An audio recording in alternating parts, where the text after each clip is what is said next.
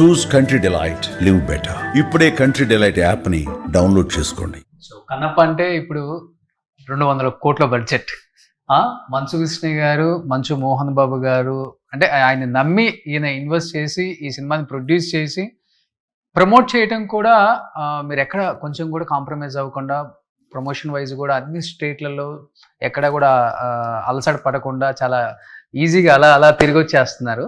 But 200 కోట్ల budget అనగానే ఒక భయం ఉంటుంది డెఫినెట్గా.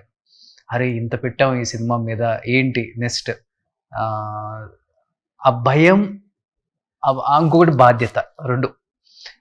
ఇప్పుడు ఇప్పుడు ప్రజెంట్ ఏ స్టేజ్లో ఉన్నారు మీరు? బాధ్యత, భయం రెండు కలిసి ఉన్నాయి. భయానికన్నా యాంగ్జైటీ ఎక్కువ ఉంది. ఓకే. ఇప్పుడు ఏంటంటే బాధ్యత ఏంటంటే నేను ఇంతగా తీసుకొచ్చే సినిమా ఇప్పుడు నాకు నచ్చిన అవుట్పుట్ కావాలి. బిగ్గెస్ట్ ఫియర్ నాకు ఇప్పుడు విఎఫ్ఎక్స్ది. చాలామందికి తెలియదు ఏంటంటే ఫస్ట్ ట్రైలర్ వచ్చినప్పుడు, టీజర్ వచ్చినప్పుడు విఎఫ్ఎక్స్ కొన్ని తప్పులు ఉన్నాయని ఒక నలుగురు కూర్చొని రివ్యూ చేశారు. ఆ నలుగురిని నేను ఇప్పుడు తీసుకున్నా. వాళ్ళని తీసుకొని నేను ఒక ఫ్రేమ్ చూడను, యూట్యూబ్లో రివ్యూ ఇచ్చారు. విమర్శల్లో మీరు పాజిటివ్గా తీసుకోవాలి when they are right. So వాళ్ళని నేను రిక్వెస్ట్ చేసి వాళ్ళని వచ్చి మీరు ఓకే అంటేనే ఇది ఫైనల్ అవుట్పుట్ బయటకు వెళ్తుంది, లేకపోతే లేదు అని ఇప్పుడు వాళ్ళే ఇప్పుడు క్యూసీ క్వాలిటీ చెక్ చేసేది. సో వాళ్ళ దగ్గర నుంచే ఇప్పుడు ఫైనల్ అవుట్పుట్ బయటకు వెళ్తుంది. చూసారా మీరు చిన్న చిన్న తప్పులు? నేను తప్పులు అంటే తప్పులు అని చాలా మందికి తెలియదు ఏంటంటే ఫస్ట్ టీజర్లో అసలు there is hardly any VFX, అతి తక్కువ. సెకండ్ టీజర్లో విపరీతమైన విఎఫ్ఎక్స్ ఉంది, అది ఎవరు పట్టుకోవాలా. చాలా విఎఫ్ఎక్స్ యాక్చువల్గా సెకండ్ టీజర్లో ఉంది, అది ఎవరు పట్టించుకోవాలి. అది ఫస్ట్ దాంట్లో ఉండేది రెండో మూడో కూడా they were not those mistakes. వాళ్ళు టెక్నికల్గా కొన్ని పట్టుకున్నారు, which I respect them a lot. టెక్నికల్గా I knew they were right. So that was what it forced me to go request them to come on board. Okay. So కన్నప్పలో లాస్ట్లో ప్రభాస్ టీజర్లో వస్తారు చూసారా, ఏదో ఒక సింహం వేటకి వెళ్ళినట్టు ఇలా వచ్చి చూసినప్పుడు సో నాకు తెలిసి చూసిన కొన్ని కోట్ల మంది ప్రభాస్ ఎక్కడ కనిపిస్తాడు, ఎప్పుడు ఆయన లుక్ వస్తుంది చూద్దాం అన్నప్పుడు గూస్ బంప్స్. యాక్చువల్గా మీరు ఆ సీన్ చూసినప్పుడు మానిటర్లో కానీ లేకపోతే రియల్గా ప్రభాస్ నా లుక్లో చూసినప్పుడు what was your feeling Vishnu గారు? ప్రభాస్ది రైట్ ఫ్రమ్ ద టైమ్ ఆయన షూటింగ్కి వచ్చేటప్పటి నుంచి నాకు క్లియర్గా I knew what was his purpose.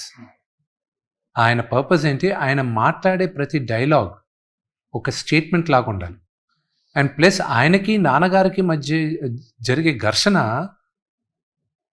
ఎందుకంటే నాన్నగారు హీఈస్ నోన్ ఫర్ హిజ్ వాచకం, ఆయన డైలాగ్ డెలివరీ, ఆయన చెప్పే ఆయన క్యారెక్టర్ కూడా విశ్వామిత్రుడిలాగా ఉంటుంది, అహంకారి, అహంభావి. ఆయనకి ఒక సాఫ్ట్ స్పోకెన్ అతను హార్డ్ హిట్టింగ్గా మాట్లాడాలి, ఆయనకి ధీటుగా ఇతను డైలాగులు చెప్పాలి.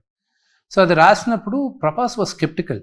నేను చెప్పాను, నన్ను నమ్ము, ఒకసారి డైలాగులన్నీ వచ్చిందని చూసి అద్భుతంగా ఉన్నాయి, భలే రాశారు డైలాగులన్న. And every process he enjoyed. And ఆయన వచ్చేటప్పుడు he's not a small star, he's not just a star, he's a very big super star.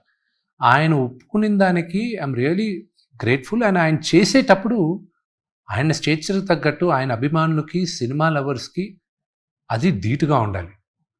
And కాసేపు అండ్ ప్రభాస్ ఇప్పుడు దాకా చేసిన క్యారెక్టర్స్కిను అక్కడికిను ఒక నటుడుగా ఐఎమ్ షూర్ ప్రభాస్ నా పర్ఫార్మెన్స్కి ఇది కన్నప్పలు వెళ్ళి చూడండి వాట్ ఐఎమ్ కేపబుల్ ఆఫ్ అనే లెవెల్లో ఉంటుందని నేను ఆశిస్తున్నా.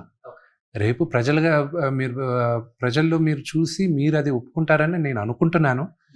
But it is one of his best performances Prabhas. చెప్పాలంటే పాన్ ఇండియా స్టార్ కాదు, పాన్ వరల్డ్ స్టార్ అని చెప్పొచ్చు ప్రభాస్ గారు. అలాంటిది కామియో రోల్కి యాక్సెప్ట్ చేయటానికి అంత ఈజీ ఎవరు చేయరు అసలుకి. నాకు తెలిసి ప్రభాస్ గారు ఇంతవరకు ఏ సినిమాలో కూడా చేయలే. ఇస్తే చిన్న చిన్న వాయిస్ ఓవర్ లేదా ఇచ్చింటారు అక్కడక్కడ. ఆ సినిమాకే ఫస్ట్ ఇచ్చారు, ఈ సినిమాకే ఇచ్చారు. ఎలా ఒప్పించారు అసలు ప్రభాస్ గారిని? ఆయన ఎలా ఒప్పుకున్నారు? అడిగాను, ఒప్పుకున్నారు, అంతే.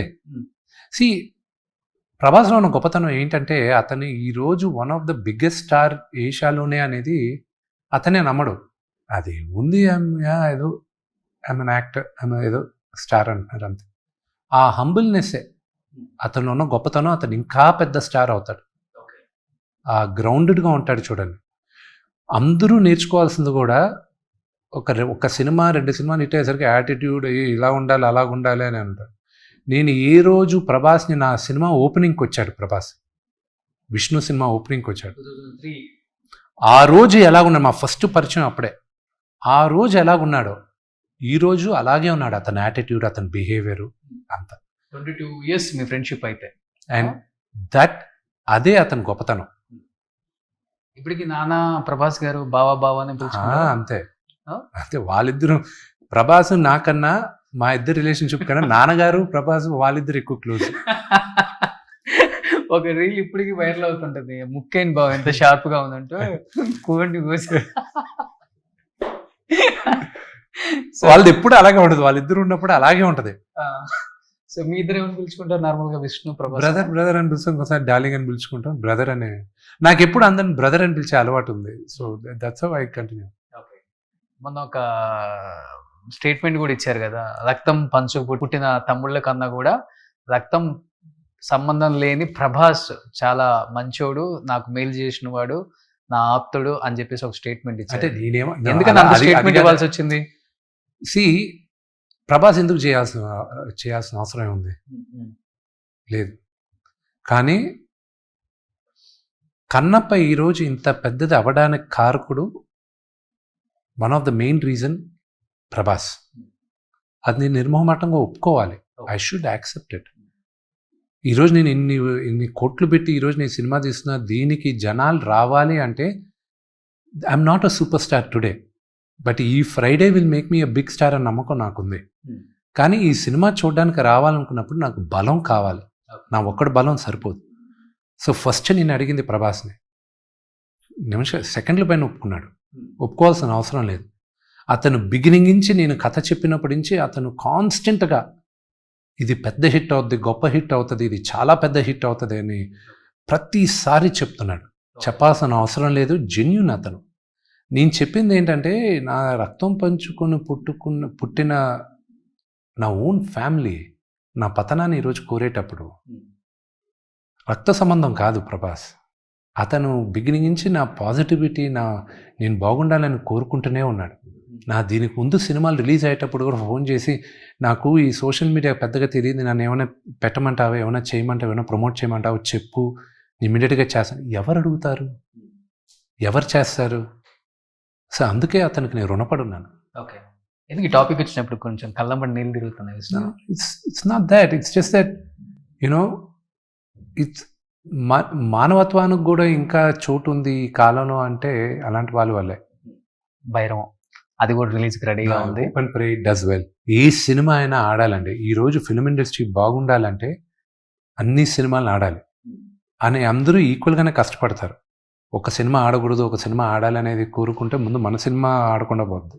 సుమన్ టీవీలో మీ పర్సనల్ అండ్ బిజినెస్ ప్రమోషన్స్ కోసం కింది నెంబర్కి కాంటాక్ట్ చేయండి.